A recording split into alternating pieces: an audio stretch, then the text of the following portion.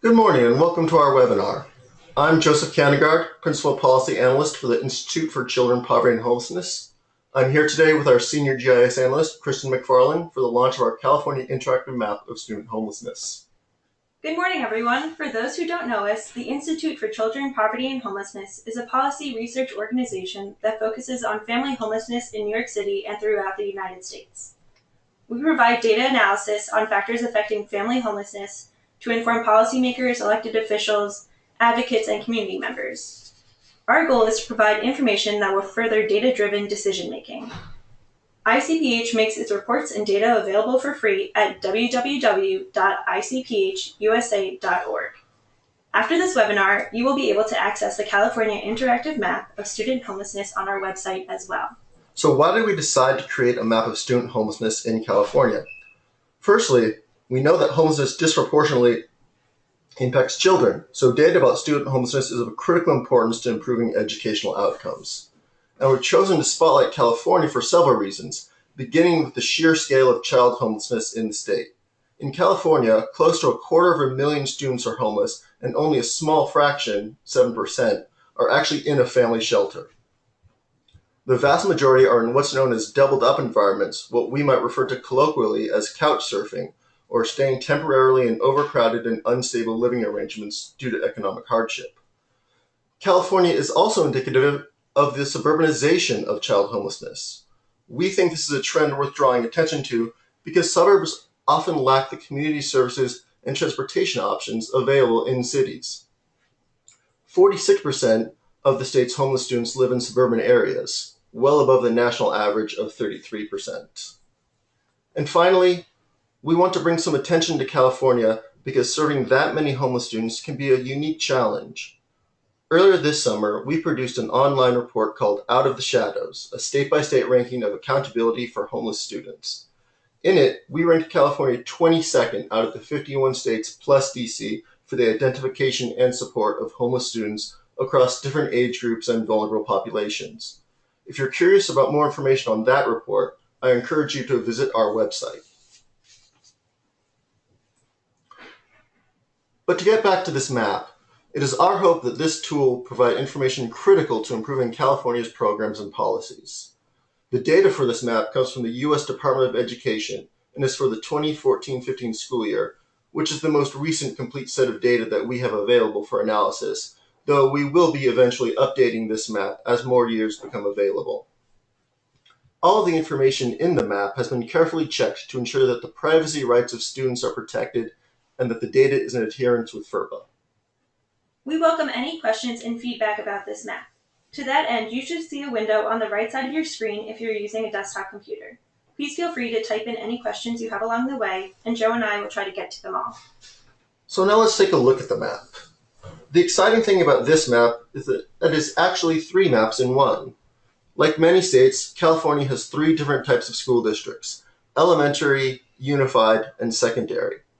But because of the overlapping way that these different types of school districts are arranged, it would be impossible to see on a single map every single local education agency, or LEA, in California simultaneously.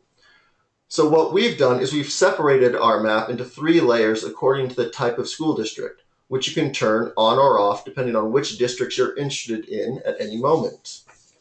So this means that when looking at data on homeless students, you first have to select what kind of school district you want to look at: elementary, unified, or secondary.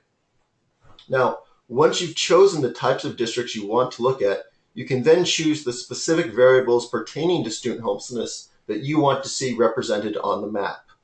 As you can see, we have several for you to choose from, and they are grouped by whether they are showing you a raw number or a percent. So right now, you can choose from the total number of homeless students, the number of homeless students who are doubled up, number of homeless students with limited English proficiency, the percent of homeless students in that school district, the percent of households in poverty with children under 18, the percent of homeless students who are living doubled up, the percent of homeless students with disabilities, and finally the Mckinney-Vento subgrant status. You'll notice the legends for each variable drop down underneath them. The number variables are represented by dots, whereas the percent variables are shown by shading in districts. The default on this map is showing elementary LEAs with the number of homeless students shown as points on a yellow, orange, and red scale, and the percent of students homeless as the LEA's shading. There are two ways of viewing the legend, or which layers are currently being shown on the map. The first is on the Layers tab, where you're able to choose which layers are visible, but you can also see it on the Legends tab, which is simplified to just show the symbology of currently visible layers. Now, the one variable that is unique is the Mckinney-Vento subgrant status. Every year, states get a certain amount of money through the U.S. Department of Education's Mckinney-Vento program to provide aid to homeless students. For example, in 2014-15, California received over $7.5 million. So once a state gets that money, it distributes it through subgrants to local districts based on an application process. So to look at which districts received this money in California, first uncheck all other variables. You'll see that those districts that received a Mckinney-Vento subgrant are shaded green, and that those that didn't are shaded pink. You may also notice that not many school districts received subgrants for this year. In fact, only 10% of LEAs in California received Mckinney-Vento subgrants, which is lower than the national average of 1 in 4. You can also click directly on an LEA to see all of the variables for that school district. Here we have Evergreen Union Elementary School District selected. Even though we still only have the Mckinney-Vento subgrant status layer selected for the LEA, the pop-up shows all the data available. If you don't know where a district is, you can search by district or county by clicking on this magnifying glass. For example, let's search for the Bradley Union Elementary School District. First, you type the name of the district or county and click the magnifying glass again. If there's an LEA or county with the same name, you would specify which you are searching for. Once you hit enter, the map will automatically zoom into the selected area, and the pop-up for the LEA will come up, once again listing all the variables available for that district. We've also designed a series of filters you can use to limit what you see on the map or to find school districts that meet a particular search criteria you're interested in. To do this, we'll start with a particular type of LEA, for example, unified LEAs. And then by clicking over to this filter icon, you can search within that layer based on a district's rate of student homelessness, their raw number of homeless students, or their total student enrollment. So for example, here we are interested in seeing only those school districts with a homelessness rate above 15%. So we enter 15 and click apply, and then the dots for any school district with a percentage less than 15 disappears. As you can see, many districts with a rate that high are clustered in the LA area, but we also have Lindsay Unified, about an hour south of Fresno. Lindsay Unified is interesting because although it only has 57% of its homeless students identified as living doubled up, it also has no students in homeless shelters, meaning that the remaining are in unsheltered conditions, such as in vehicles or on the street.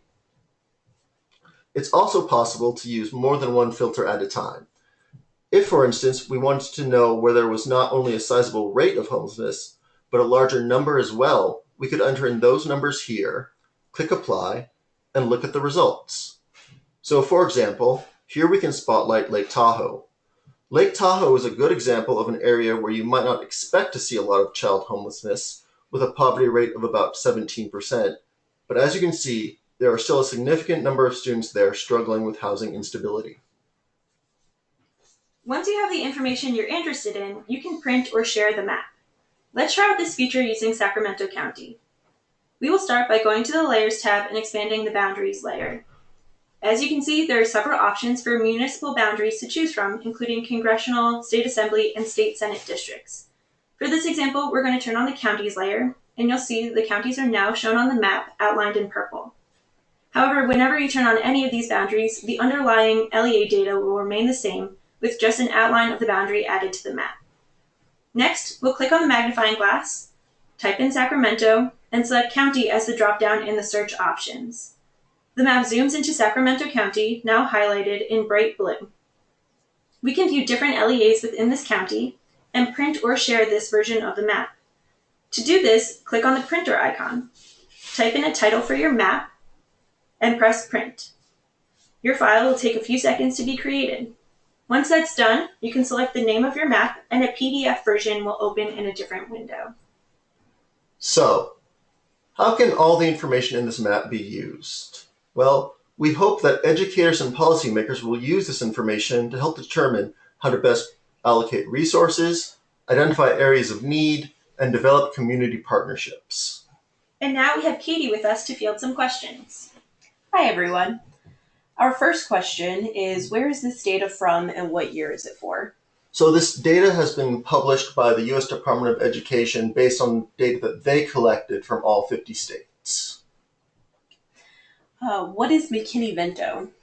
So Mckinney-Vento is the name of a law from 1987 that first established the educational rights of homeless students and established a funding apparatus for local school districts and states to receive funding specifically for the aid of homeless students. Do you have data on every school district? Not quite. So in California, there are a little over 1,100 school districts, and I believe a little north of 800 school districts have submitted data on homeless students for this year. How did you come up with the idea to do this map? Well, that's a great question. As Joe mentioned in the beginning, since the California LEAs are overlapping, it would be impossible to show all three LEA types on one map. So we put them on an interactive map so you can view all three within one application and you can explore the data more easily. And how did you make the map? Well, using the data from the U.S. Department of Education, the LEA data, we put it into Esri's ArcMap, and from there we uploaded into the ArcGIS online portal. After looking at the data, can you tell us what policies need to be considered? Well, I don't think that the data in this map can point the way toward any type of one-size-fits-all policy recommendation. Given the variety of different communities that you find homeless students in across California, you have large cities, you have a lot of students in suburbs, also small towns and rural areas. I really think that the main takeaway from seeing a map like this is the need for a multifaceted, local-based approach. How often is this map updated? Is the information only available when schools have reported these numbers at the end of the school year? So the data that went into this map is released on an annual basis. So data will not be updated during a school year, but you'll see new data once for every year. How would a principal in Sacramento be able to use this data to help their homeless students? Well, I think for a principal in Sacramento, I think maybe what would be most interesting would be to learn about the different subtypes of homelessness. For example, the percentage of a school district's homeless students that are maybe living doubled up and therefore may not have access to the same types of resources that students in shelter might. One more time, what is the year for the data again? The year is the 2014-15 school year, and we are currently working on being able to update it with the 15-16 school year, sometime soon. Okay. I've seen similar maps that display student homelessness. What sets this one apart? So there have been other maps on California student homelessness put out recently, some that have been able to drill down into individual schools. And now, we can't do that. What we are able to offer is the variety of different variables that you're able to look at for really what I think is a fuller snapshot of what homelessness looks like in a district-by-district basis. Is there data on homeless kids that are not enrolled in schools, such as homeless or runaway? Well, unfortunately, schools are really the most reliable and most accurate source of data on homeless youth, given the more expansive inclusion of doubled up homeless students. Why do you use US data instead of California data? That's a great question. We use US data because it's been made publicly available, and although we are always working toward creating new data partnerships with local education agencies, we simply just weren't able to do that at this time. Having made this map, are there any trends that you've come across? Well, as I mentioned earlier, I think the primary trend is about the shifting of homelessness away from urban areas and into suburbs and even rural areas. In fact, in this year, the number of homeless students actually the number of homeless students in suburban areas actually exceeded those in cities. We have a question about how you gain access to this map, and I can answer that question. It will be posted to our website right after the conclusion of this webinar. Our next question, do you know if there's this kind of information for Nevada? So yes, so the data set that we used is a publicly available data set published by the U.S. Department of Education that covers every school district in the entire country that submitted its data on homeless students. This is almost entirely federal data, correct? Is it just the LEAs that are specific to California? Would it be easier to do a similar map in another state, such as Washington? It is absolutely conceivable and possible to do a similar map for another state.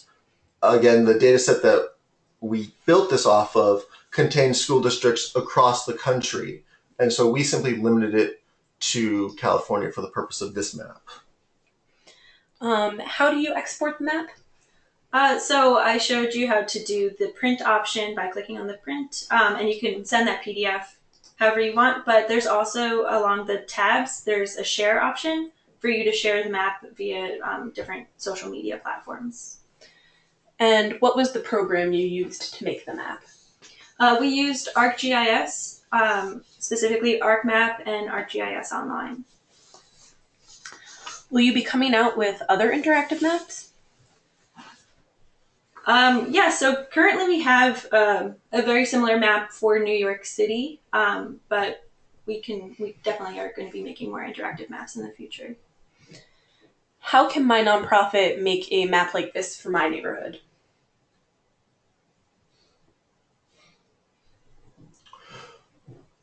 Well, I would say that unfortunately with maps such as this, it really begins with the quality of the data that you have. So if you have access to kind of maybe school by school level data, and that is either publicly available or you reach some kind of agreement where you are sure to be protecting the privacy rights of students, then it really comes down to a question, I would say, of technical know-how and finding perhaps local students who are studying GIS or other people who would be interested in contributing their expertise toward helping raise awareness of this issue. Great. Do you know how schools are collecting this information on who is homeless? So through actually a variety of ways. So every school district is required to employ what's known as a McKinney-Vento liaison, and these administrators are responsible for engaging with homeless students and can collect data either through a series of forms that they give to students or through talking with students directly in schools. From this map and data set, what other questions come up for you for further research? Are there gaps in the information you're receiving? So I wouldn't necessarily call it a gap, but one of the great unanswered questions whenever you look at homelessness data is, what about those students that aren't being counted? Students who maybe are not self-identifying as homeless due to the social stigma of it, or maybe just not knowing that their living situation is, they are legally entitled to rights as homeless students. And so therefore, we're always looking at ways to try and figure out whether or not school districts are under identifying a kind of hypothetical true number of homeless students who live in that area. Does this map include the HUD required definition of homelessness? No. So this map is based off of the U.S. Department of Education. So the U.S. Department of Education's definition of homelessness is more expansive than HUD's definition in that it includes students who are living in these temporary doubled up arrangements. So just circling back to Nevada, how would somebody obtain this information for another state? So this data, it's available through the U.S. Department of Education's website. I'd be happy to be in touch offline so I can give you the more exact web address on where to find it. Absolutely. Well, unfortunately, that's all the time we have for questions. But we hope you will find our map interesting and useful, and we invite you to look through the ICPH website for more, though, that will be helpful to you in your work. I would also like to invite you to save the date for our Beyond Housing Conference, taking place this January in New York City. Visit our website for more details. Thanks again for joining us, and have a great day.